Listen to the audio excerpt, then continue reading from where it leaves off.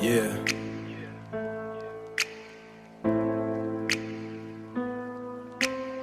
Sân côm thmây mind thay.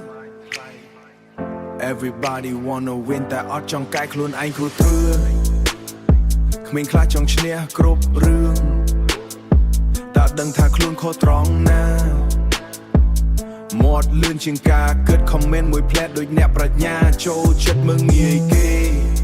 judge តាមសម្លៀកបំពាក់មនុស្សល្អស្ងៀ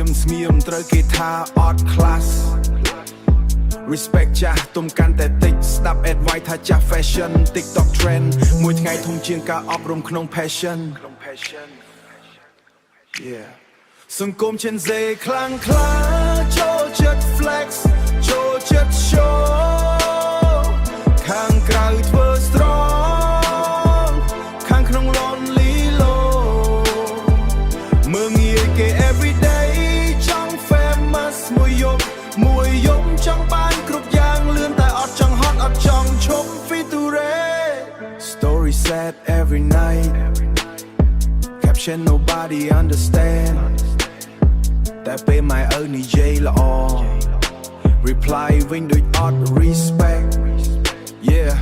រើសអើងតាម looks តាមលុយតាម followers មនុស្សស្មោះត្រង់សម័យនេះខ្លាចជាតួ background extras មិនមែន Gen Z ទាំងអស់អាក្រក់មានអ្នកល្អច្រើនដែរតែសង្គម online សពថ្ងៃធ្វើឲ្យមនុស្សខ្លះប្រែ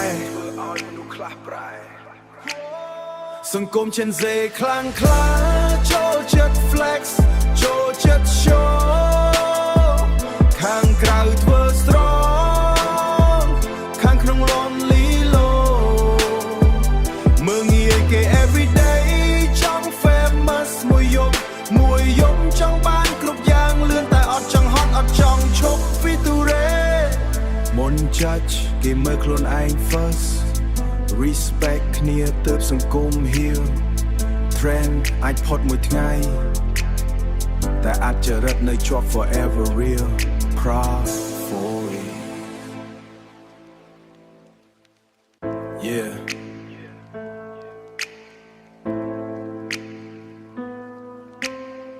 សង្គមថ្មី mind ថ្លៃ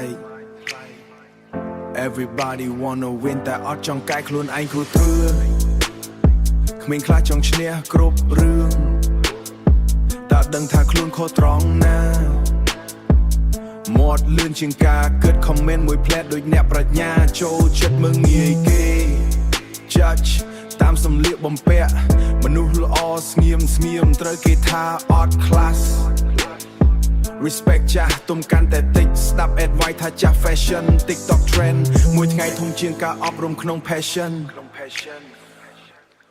yeah សង្គម Gen Z ខ្លាំងក្លាចូលចិត្ត flex ចូលចិត្ត show ខាងក្រៅធ្វើ strong ខាងក្នុង lonely low មើងងាយគេ everyday ចង់ famous មួយយប់ចង់បានគ្រប់យ៉ាងលឿនតែអត់ចង់ហត់អត់ចង់ឈប់ feature story sad every night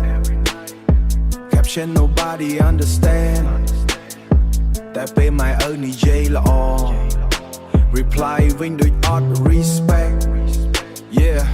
រើសអើងតាម looks តាមលុយតាម followers មនុស្សស្មោះត្រង់សម័យនេះខ្លាចជាតួ background extras មិនមែន Gen Z ទាំងអស់អាក្រក់មានអ្នកល្អច្រើនដែរតែសង្គម online សពថ្ងៃធ្វើ